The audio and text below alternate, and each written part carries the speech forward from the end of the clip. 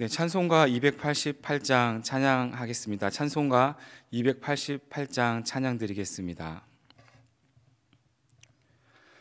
예수를 나의 구주 삼고 성령과 피로써 거듭나니 이 세상에서 내 영혼이 하늘의 영광 누리도다. 이것이 나의 간증이요 이것이 나의 찬송일세. 나 사는 동안 끊임없이 구주를 찬송하리로다. 온전히 주께 맡긴 내 영 사랑의 음성을 듣는 중에 천사들 왕래하는 것과 하늘의 영광 보리로다. 이것이 나의 간증이요 이것이 나의 찬송일세. 나 사는 동안 끊임없이 구주를 찬송하리로다.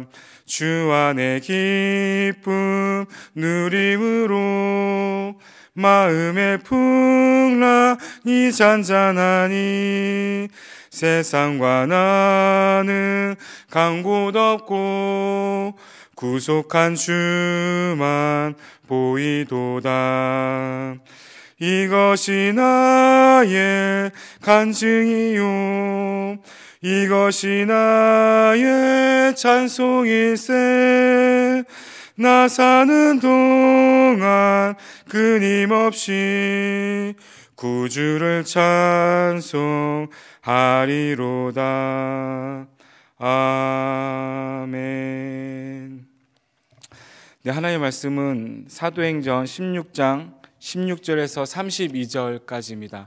사도행전 16장 16절에서 32절 말씀, 하나님의 말씀을 받들어 봉독하겠습니다. 우리가 기도하는 곳에 가다가 점치는 귀신 들린 여종 하나를 만나니 점으로 그 주인들에게 큰 이익을 주는 자라. 그가 바울과 우리를 따라와 소리질러 이르되 이 사람들은 지극히 높은 하나님의 종으로서 구원의 길을 너에게 전하는 자라 하며 이같이 여러 날을 하는지라. 바울이 심히 괴로워하여 돌이켜 그 귀신에게 이르되 예수 그리스도의 이름으로 내가 내게 명하노니 그에게서 나오라 하니 귀신이 즉시 나오니라.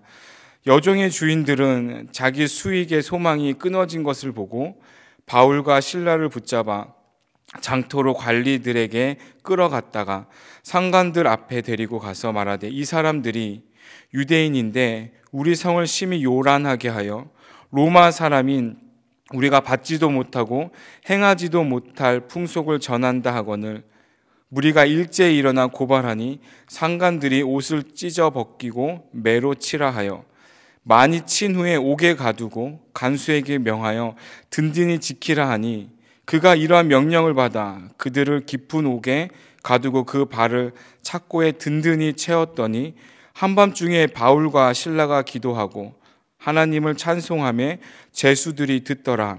이에 갑자기 큰 지진이 나서 옥토가 움직이고 문이 곧 다 열리며 모든 사람의 매인 것이 다 벗어진지라.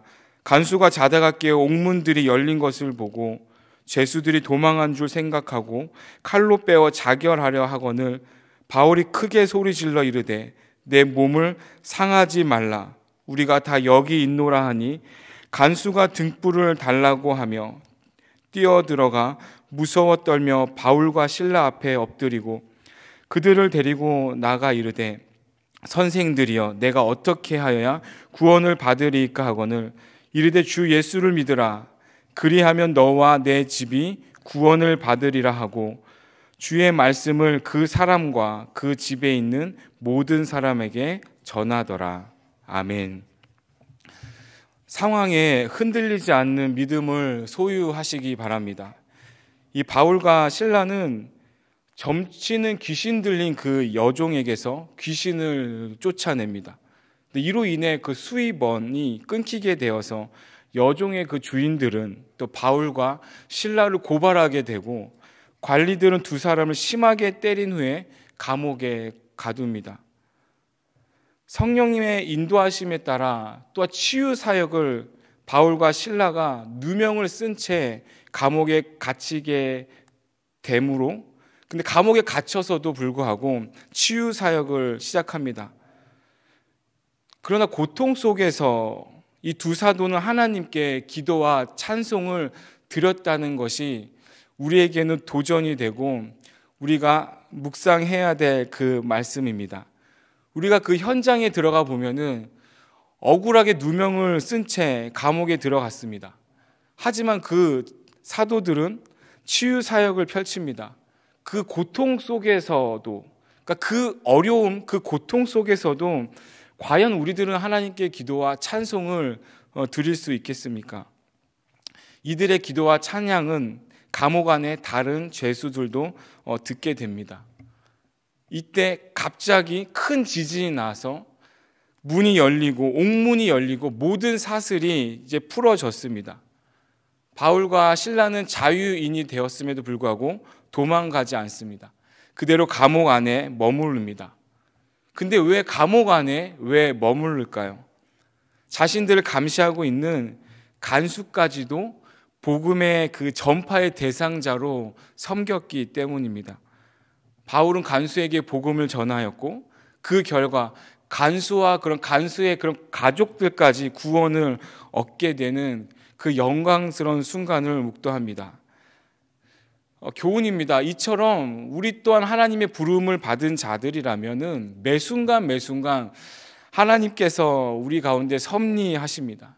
우리 가운데 역사하실 것입니다. 근데 우리가 바울과 실라처럼 그 어려운 상황에 믿음이 흔들리느냐, 흔들리지 아니하느냐의 차이입니다.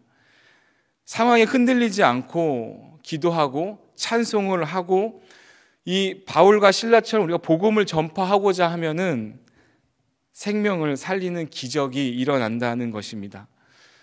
지금같이 이 불확실한 시대에 우리는 더욱더 하나님을 더욱더 신뢰할 필요가 있습니다.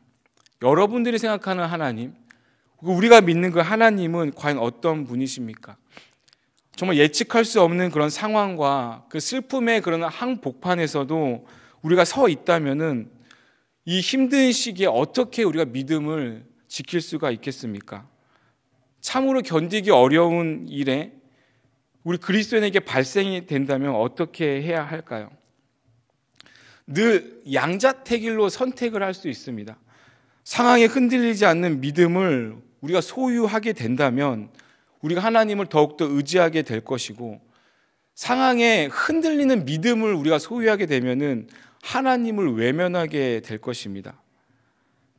믿음은 결단입니다. 사랑하는 성도 여러분, 믿음은 결단입니다. 우리는 하나님의 때를 어렴풋이 알고 있습니다. 때를 따라 은혜를 베풀어 주신다는 그 은혜를 우리는 조금은 알고 있습니다. 그러나 그때는요, 우리가 주관적으로 우리의 그 상황 여건에 맞추는 때가 아니고 하나님의 때입니다. 우리의 때가 아닐 것입니다. 우리는 하나님 아버지가, 우리의 아버지가 우리 하나님이 되어 주셔서 계속 우리를 향한 확실한 목적을 가지고 이 오늘 하루 이 아침부터 우리에게 확실한 목적을 갖고 계시고, 이 목적이 이루는 데는 쓸모없는 인생이 하나도 없다라는 것을 우리는 믿으셔야 합니다. 우리는 더욱더 하나님을 의지하고 신뢰함으로 흔들리지 않는 믿음을 소유하셔야 합니다. 우리의 삶 또한 하나님을 향한 깊은 신뢰의 뿌리를 내리고 어떠한 상황에서도 바울과 실라처럼 흔들리지 않는 그런 요동치지 않음을 소망하시기 바랍니다. 때론 내가 이해할 수 없는 상황에 용납하기 힘든 상황이라 할지라도 나의 하나님을 믿는 그 믿음으로 이 하루를 결단하시기 바랍니다. 어떠한 환경에 처해 있든지 믿음으로 그래도 우리를 이끌어 주시는 분은, 그 힘의 근원은 하나님입니다. 응답을 기다리는 시간이 때로는 지루할 수 있고 두려울 수가 있습니다. 하지만 그 두려움과 싸워서 이기는 사람에게는, 그 그리스도에게는 말할 수 없는 위로와 평안을 하나님께서 주실 것입니다. 사랑하는 여러분, 바울과 실라처럼 상황에 흔들리지 않는 그런 믿음을 소유하시기 바랍니다. 기도합니다. 빛나는 새벽별을 주신 하나님, 또한 이 새로운 하루를 열어주시고 주님의 성전으로 나오게 하시니 감사합니다. 주님의 도를 행하고 믿음의 길로 가게 하시고 하나님 아버지께 기뻐하는 산 제사로 온 몸으로 드리기 원합니다. 이 하루 온전한 믿음을 가지고 하늘의 소망을 바라보게 하여 주옵소서. 흔들리지 않는 믿음을 소유하게 하여 주옵소서. 예수님의 이름으로 기도드립니다. 아멘. 하늘에 계신 우리 아버지, 아버지의 이름을 거룩하게 하시며 아버지의 나라가 오게 하시며 아버지의 뜻이 하늘에서와 같이 땅에서도 이루어지게 하소서.